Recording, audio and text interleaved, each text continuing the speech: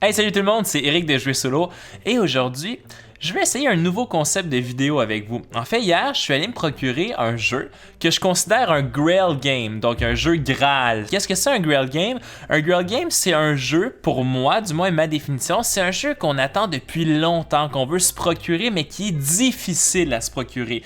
Vraiment, je départage deux types de Grail Game. Il y a les Grail Games ils coûtent tellement cher que je suis pas capable de me le payer, par exemple. Des exemples comme Kingdom Death Monster, pour moi, c'est pas vraiment un Grail Game parce que le jeu est disponible. Si vous avez l'argent à sortir comme ça, vous allez avoir Kingdom Death Monster.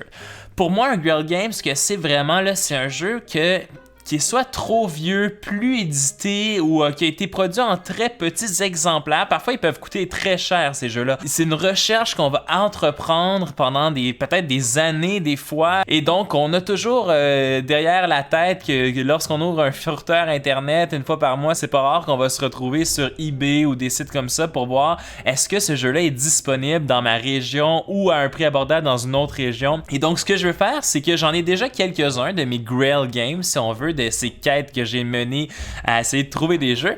Et ce que je vais faire en gros, c'est je veux vous présenter ces jeux-là pour vous montrer moi personnellement quels sont mes Grail Games, mais aussi pour savoir vous quels sont vos Grail Games et est-ce que ces jeux-là font partie de vos Grail Games.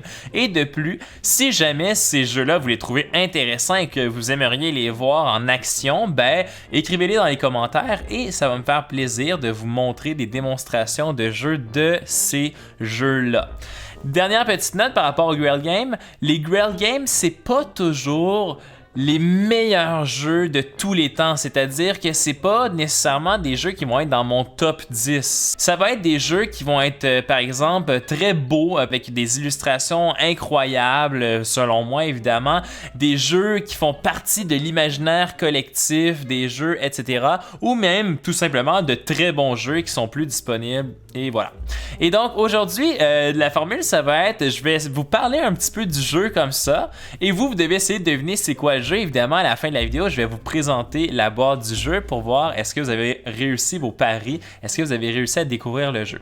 Le jeu que je me suis procuré hier, que je suis très content parce que ça fait au moins 2 ans que je l'ai sur mon radar puis que j'essaie de trouver une copie pas trop dispendieuse parce qu'il y en a des copies qu'on peut acheter sur eBay qui coûtent très cher. Et là, premier indice, si on veut, ce jeu-là, il est disponible en print and play, c'est-à-dire qu'il y a des fans du jeu qui ont fait une version print and play avec de nouvelles illustrations qui est très très très jolie. Deuxième indice, c'est un jeu qui date des années 70, du moins la première édition date des années 70 et il y a eu seulement une deuxième édition dans les années 80 et depuis ce jeu-là n'a jamais été réédité. Troisième indice, c'est un jeu d'aventure de type bac à sable et donc c'est un jeu énorme qui est reconnu pour sa difficulté. Lors de la deuxième édition du jeu sur la boîte, on disait que c'était une difficulté 9 sur 10 et moi j'ai beaucoup d'amis qui ont joué au jeu ou du moins qui ont tenté de jouer au jeu et qui ont abandonné littéralement. Pourquoi?